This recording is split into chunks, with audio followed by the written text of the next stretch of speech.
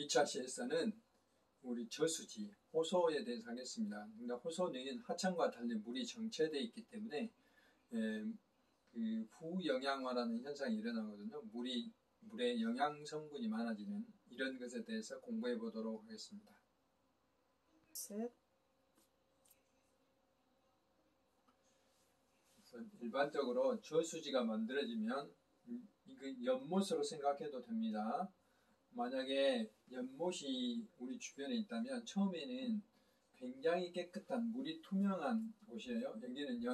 여기서 말하는 영양성분이라는 것은 주로 질소인들을 말해요. 비료 성분들을 말하는데, 이런 게 적은 호수는 물이 이렇게 투명하게 맑겠죠. 그러면 이제 뭐 퇴적물들 많이 쌓이지 않겠죠. 근데 이제 시간이 가면 비가 많이 오고 위에서 그 토사가 많이 흘러다니면 점점 이 퇴적물이 쌓이게 되겠죠. 그러면서 이제 부영양화라는 게 일어나요. 근데 이게 계속 이루어지면 수천 년이 지나게 되면 이제 땅이 되는 거죠. 육지화가 되는, 이게 이제 습지가 되는 거죠. 습지가 더 오래되면 육지화가 되는 거죠. 그러면서 이게 식물이 자라게 되는 이런 과정을 거치는데, 이렇게 되려면 이제 수억 년이 걸려야 되겠죠. 큰 데는. 적은 데는 이렇게 수십 년에 걸쳐서 될 수도 있고요. 또 우리가 관리를 잘하면 계속해서 빈영한 상태로 될 수 있겠죠. 그래서 이렇게 빈영양호로 어떻게 하면 보존할 것인가를 고민해 보도록 하겠습니다. 그래서 앞에서 말한 이제 부영양호는 영어로 유트로피케이션이라고 그래요. 트로피가 그 영양이라는 뜻이고, 여기 유가 이제 그 많다는 뜻이에요. 그래서 부영양화 이런 뜻인데, 이렇게 빈영양화는 이제 영양염류, 그러니까 질소나 인 같은 게 적은 수역을 말하고, 이런 게 이제 계속 쌓이게 되면 이제 그 녹조가 많이 끼게 돼서 그러니까 발생해서 햇빛이 잘 들어가지 않아요. 그것보다 투명도라고 하는데 투명도가 낮게 되는 그런 현상, 그렇게 관리되는 현상을 부영양화 현상이다. 그래서 이렇게 원래는 빈영양호소였는데 계속해서 이 영양원이 질소나 인이 과다로 유입돼서 부영양화돼서 졸가 이상적으로 녹조 현상이 일어나는 것. 일어나는 것을 녹조가 발생하는 것, 이런 것들을 우리는 부영양화다라고 이야기를 합니다. 그래서 부영양화 과정은 이제 앞에서 그냥 설명했던 거예요. 이제 미생물들, 조류들이 많이 이렇게 자라게 되면서 유기물을 분해하는 과정이에요. 적당량의 오염물질이 들어오면 미생물을 분해하면서 특별한 문제가 생기지 않는데, 유기물이 많이 들어오게 되면 그 유기물이 축적이 되고, 또 미생물 활동에 의해서 다른 무기물도 또 축적이 되면서 호소에 영양 성분이 굉장히 많아지는 거예요. 그러면 이제 이걸 그 먹이로 하는 그 조류들이 또 대량으로 번식하게 됩니다. 대량으로 번식하면 여러 가지 그 이상 현상, 수질 문제들이 발생하는 거죠. 맛이 이상하다든지 냄새가 안 난다든지 또는 독소가 발생한다든지, 그래가지고 이 그 물고기도 죽이게 되고 여러 가지 물을 썩게 만드는 거죠. 그러면서 만약에 이제 조류가 조금씩 죽게 되면은 이제 이 조류가 또 영양소가 돼서 또 조류를 번식시키고, 그래서 결국은 늪지화가 되는 겁니다. 실제로 아주 깊은 호수도 우리 승천보나 이런 곳도 물이 고였을 때, 수문을 열지 않았을 때 가보면 조류가 마치 이렇게 한 깊게는 5cm, 짧게는 한 1cm 정도 두께로 쌓이게 돼요. 물 위에 표면에. 그럼으로써 늪이 될 수 있을, 그게 이제 계속 반복되면 늪이 될 수도 있는 것이죠. 시간이 지나면. 지금 이제 물이 흐르도록 했기 때문에 그런 일은 없겠습니다만은, 부영양화 원인 앞에서 계속 설명했다시피 이런 비료들, 여기 보면 비료 생산에 대한 표가 있잖아요. 이런 비료들, 부숙비료, 퇴비 이렇게 돼 있죠. 지금 이제 우리가 그 퇴비 같은 게 너무 값싸게 공급되다 보니까 작물들이 필요하는 양보다 더 과잉으로 이렇게 공급하는 경향이 많아요. 이제 그런 것이 많고, 그게 다 어디로 가겠어요? 전부 비가 오면 흘러 내려와서 하천으로 다 가게 돼 있어요. 하천으로 가면 하천에 있는 식물성 플랑크톤도 똑같이 식물이기 때문에 이런 비료 성분들이 들어오면 같이 자란다는 거죠. 우리가 지금 이제 좀 있으면 김장철에 돌아오는데 무나 배추 파종해서 퇴비를 많이 뿌리잖아요. 그러면 그런 것들 번식할 수가 있는 것이죠. 실제로 제가 현장에 있을 때 되게 지금처럼 이제 9월 말에서 10월 달에는 거의 조류가 발생이 안 와요. 왜냐하면 온도가 낮아지기 때문에. 그런데 이때 비가 한 2, 30mm 내려서 그 녹조가 발생한 것을 경험한 적이 있어요. 그것도 상당히 많이. 그런데 그 원인이 바로 이제 김장 채소에 그 파종을 하고 퇴비를 과다 투입해서 그런 것들이 호소로 저수지로 들어와서 그런 문제가 생겼던 것이거든요.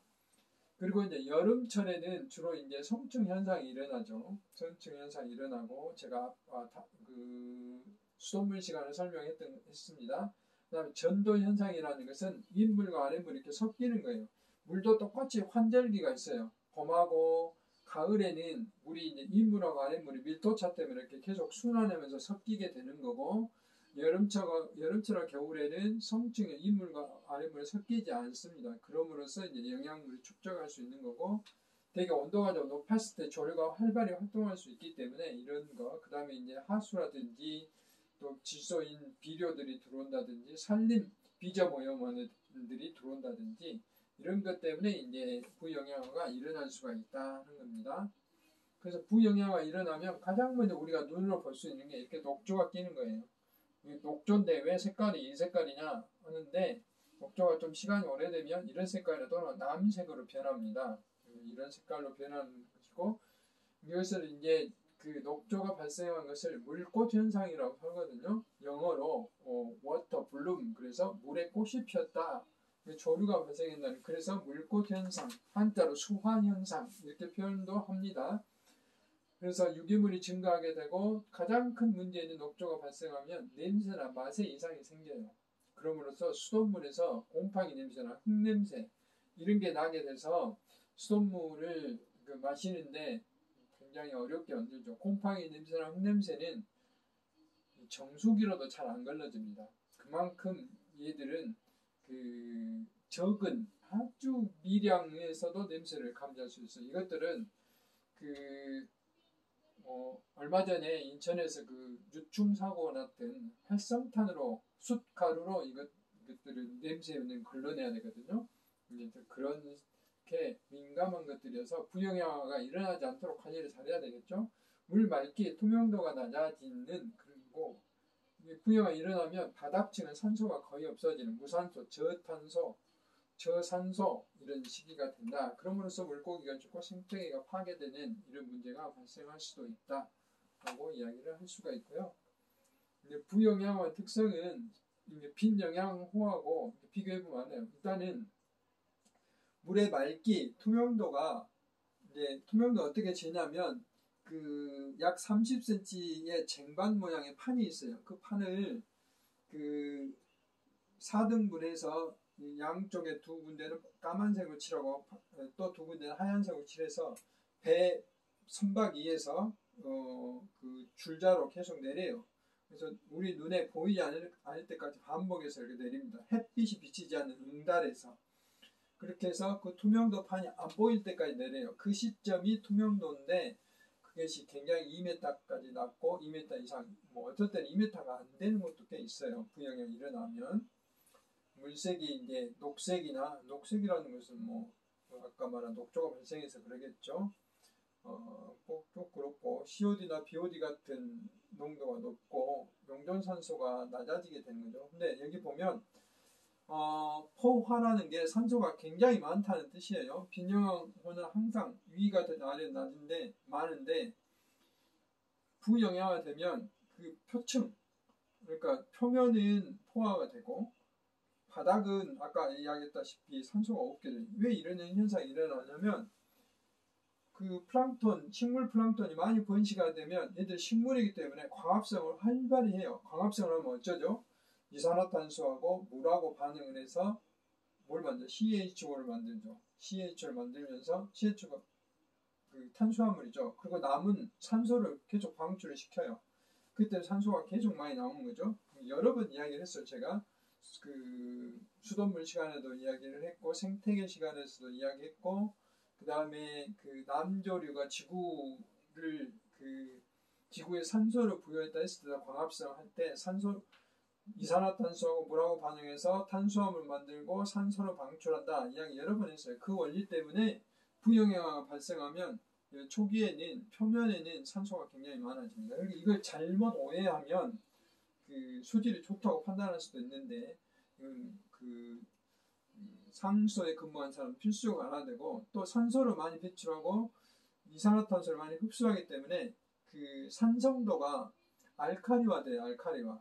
그러니까 막 10에서 14 되게 그 pH가 중성이 7이잖아요. 근데 8에서 10 이렇게 막 올라가요. 그러면 뭐 좀 특이한 현상, 뭐 무슨 화학물질 들어가지 않을까 그러니까 오해할 수 있는데 그런 현상이 아니라는 거예요. 생물에 의해서 탄소하고 그 산소의 반응이 어떻게 일어난다서 이렇게 차이가 날 수가 있다 하는 것이죠.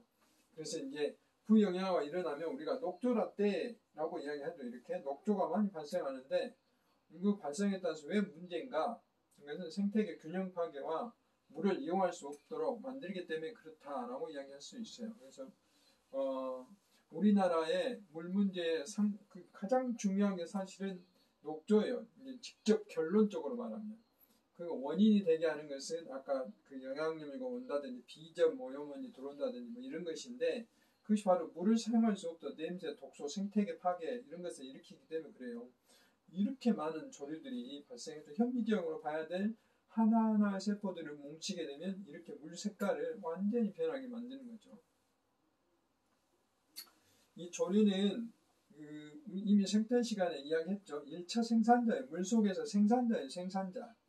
그리고 동물 플랑톤이 먹게 되고 작은 물고기, 큰 물고기, 수다 이렇게 이제 먹이 연쇄로 연결이 되는 거죠. 조류 중에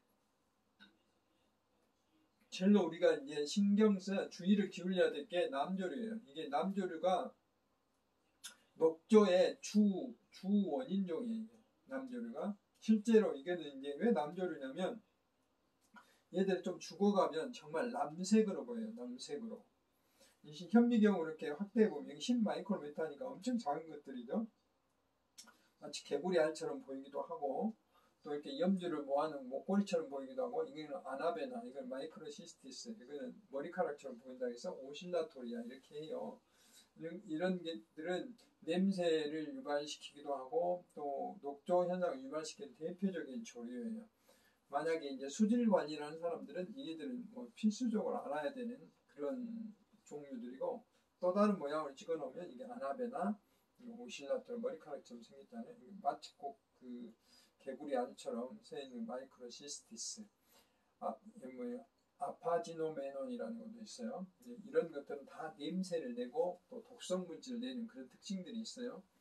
마치 천비처럼 생겼다든지 또 이렇게 별처럼 생기고 바늘처럼 생긴 것들은 규조류라고 이게 본 바와 같이 유리처럼 생겼잖아요. 이렇게 그래서 좀 단단해요. 물고기가 먹어도 소화가 안 돼요. 그래서 이제 어떤 일도 있냐면 그 사람이 물에 빠져 죽었을 때 그 사람이 그 실수로 물에 빠져서 죽었는가 아니면 누가 밖에서 그 죽여서 물에 빠뜨렸는가 이걸 알 수 있어요. 수정시켰는가. 예를 들면 그 죽여서 물에 빠뜨린 사람은 이런 규조류 같은 게 뱃속에 발견이 안 돼요. 그 대개 입속에서 이렇게 발견되죠. 근데 그 물에 빠진 사람들 규조류나 남조류 그 소화기관에 발견돼요.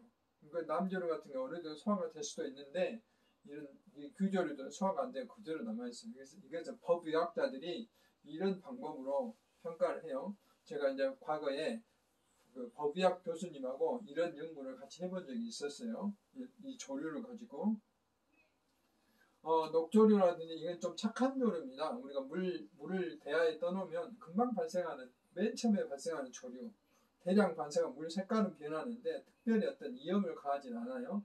편모는 이게 털이 두 개 달렸다 해서 와편모 조류라고 하는데 대표적으로 페리디늄 이런 건데 이거는 우리 같은 담수 민물에서 적조 현상을 일으키는 조류예요. 또 그 독성 냄새도 내고 비린내도 내요.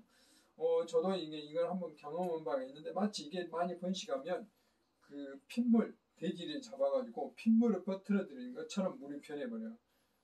그러니까 육안으로 보면 정말로 힘들죠. 그런 현상이 일어날 수도 있다는 거죠. 바다에서 적조를 일으키는 종류하고 비슷한 종류예요.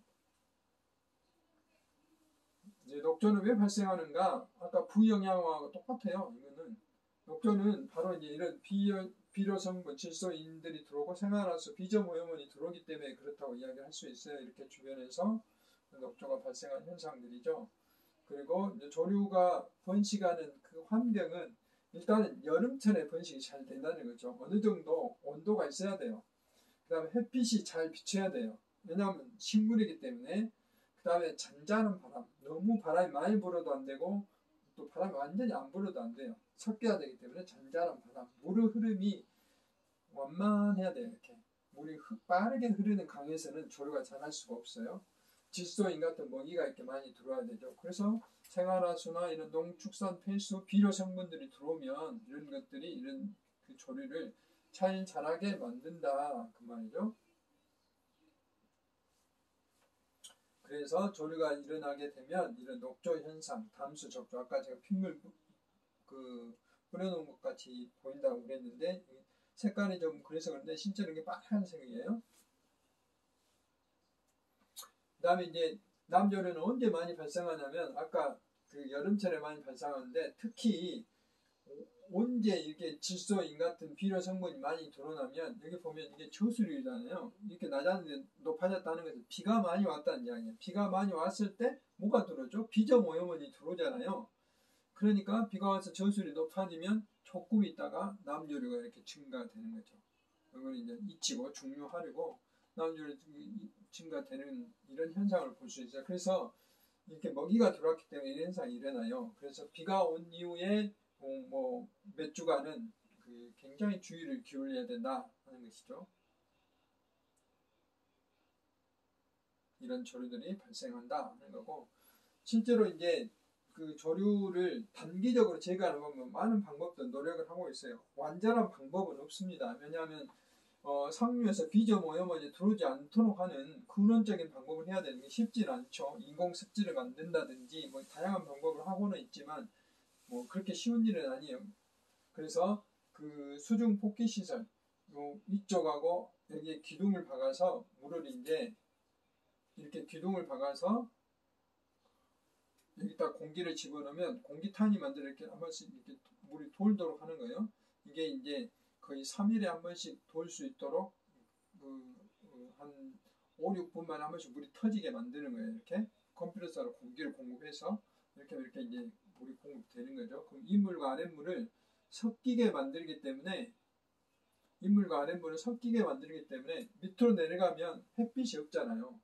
햇빛이 없으니까 광합성을 잘 못하게 되는 거죠. 그래서 인물과 아랫물을 이렇게 계속 순환을 시키면 이제 조류가 좀 힘을 잃게 된다. 그 원리를 이용한 거고 또 그냥 놔두면 여름철은 성층 현상이 일어나서 바닥층에 산소가 없게 돼요. 그러면 망간 같은 게 일어나서 물을 까맣게 만들 수 있기 때문에 산소를 공급한 두 가지 그 효과를 보기 위해서 이런 장치들을 해놓는 거고 그 다음에 이제 황토 같은 걸 이렇게 뿌리기도 해요. 황토는 그 철분 성분이 많잖아요. 이게 색깔이 누렇게 보이잖아요. 그러니까 철분 성분이 많다는 것은 그 응집제 역할을 해요. 조류를 잡아서 가라앉게 하는 그런 역할을 하게 되는 거고 약품을 살포하기도 합니다. 황산동이라는 약품인데 이게 보면 파란색이잖아요. 이런 약품을 사용하면 그 조류가 광합성을 할 수 없도록 구리가 막아요. 동이 구리잖아요. 황산동의 구리가. 그래서 이제 막아서 조류를 즉각 없애요. 거의 한 20-30분이면 조류를 죽게 하거든요. 근데 이거는 이제 그 농도 계산이라든지 또 살포량이라든지 이런 걸 잘 해야 돼요. 그렇지 않으면 물고기가 죽을 수가 있기 때문에 그리고 모니터링을 잘 해야 돼요. 구리 농도가 높아지면 안 되기 때문에. 그래서 이것은 굉장히 신중하게 사용을 해야 된다 하는 것이죠. 지금은 이제 잘 사용하지는 않습니다. 그래서 그 발생하기 위해서 아까 제가 이제 근원적으로 외부에서 그 오염원들이 들어오지 않도록 하는 게 근원적인 대표고 근본적인 대책이고, 그 다음에 이제 호수 내부에서는 이런 그 수중 포기 장치를 이용한다든지 인공 수초섬, 뭐 이게 그렇게 효과는 뛰어나지는 않는데 그래도 그거라도 해놓은 거는 어느 정도는 좀 이제 도움이 되겠죠. 녹조가 전한 교훈이라는 그 글로 제가 써놓은 글이고요. 그래서 녹조에 대해서 제가 이제 지금까지 부영양화에 대해서 이야기를 했고, 그 다음에 조류가 그 부영양화 현상에 의해서 식물성 플랑크톤이라든지 이런 것들에 의해서 일어나는데, 주로 이제 그 영양염료인 질소나 인 같은 게 들어와서 이런 문제가 주로 발생한다라고 이제 이야기를 했죠. 특히 이제 부영양화가 일어나면 제가 경험한 바에 의하면은 주로 이제 그 굉장히 많은 조류가 끼어서 이걸 한꺼번에 이걸 처리하기가 쉽지 않아요. 쉽지 않기 때문에 가장 중요한 것은 이것을 이제 그 조사하는 거거든요. 조사는 플랑크톤 네트란을 갖다가 이것을 이제 그 일정량을 물을 걸른 다음에 거기 있는 것들을 이제 현미경으로 이렇게 숫자를 셉니다.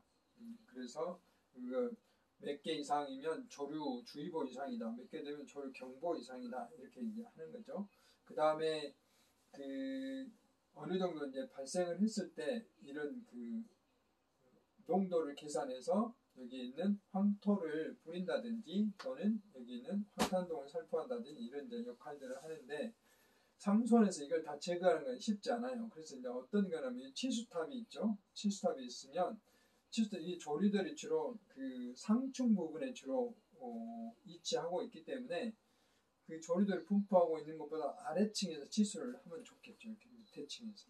그래서 치수를 하면 정수장에서 정수 처리를 원활히 할 수 있는데, 만약에 이제 그것보다 선택 치수라고 그러는데 수층을 선택할 수 없다면은 정수장에서 처리하기가 굉장히 어려워요. 특히 냄새나 맛 물질들은 굉장히 미량에서도 냄새를 내기 때문에, 곰팡이 냄새나 흙냄새를 내기 때문에 쉽지 않습니다. 그렇기 때문에 숯가루, 그것보다 활성탄이라고 그러는데, 활성탄은 두 종류가 있어요.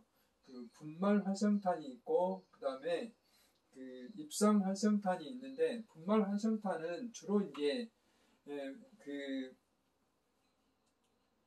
가루죠, 숯가루. 그래서 정수장 그 맨 처음이 착수장이라는 것이거든요. 거기다가 이제 뿌려요.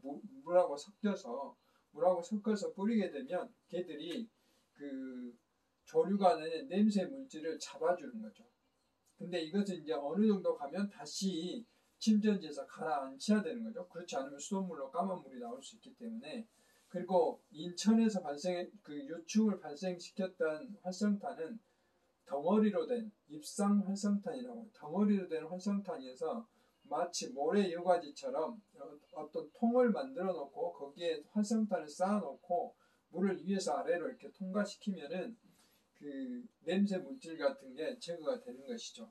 근데 그걸 이제 청소를 자주 하지 않으면 그 깔따구 애벌레나 나방파리 애벌레가 이제 번식을 해서 자랄 수 있는 거죠. 거기 알을 낳게 되면은 날라와서 이제 그런 역할들을 합니다. 그래서 만약에 조류가 발생해서 냄새가 수돗물에서 나게 되면 굉장히 그 제거하기가 어려워요. 그래서 그 일본도 그렇고 우리나라도 그렇고 조류에 대한 그 냄새 물질이 최근에 수질 기준으로 도입이 됐어요. 그만큼 이제 어떤 도시의 수돗물의 품질, 위생이 아니라 품질을 좌우하는 하나의 지표가 그 조류에 의한 냄새가 됐습니다.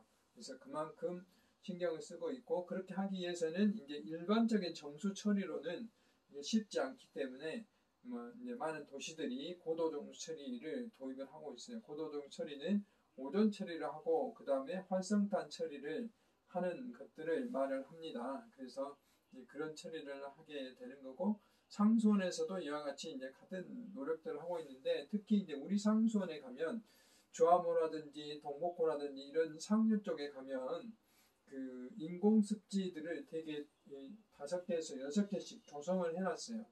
그러면서 비가 오게 되면 빗물을 먼저 거기에 이제 이게 워낙 넓기 때문에 이걸 다 소화할 수는 없어요. 빗물을 다 해결할 수 없기 때문에, 그렇지만은 인공습지에서 어느 정도 이게 이제 처리가 가능하도록 한 것이죠. 그런 장치들을 만들어서 근본적으로 부영양화 성분이 질소인들을 줄이려고 많은 노력들을 하고 있습니다. 그리고 호소 안에서는 앞에서 말씀드렸다시피 수중 폭기 장치들을 이렇게 만들고 있고, 그래서 그런 내용들을 제가 이제 글로 이렇게 썼습니다.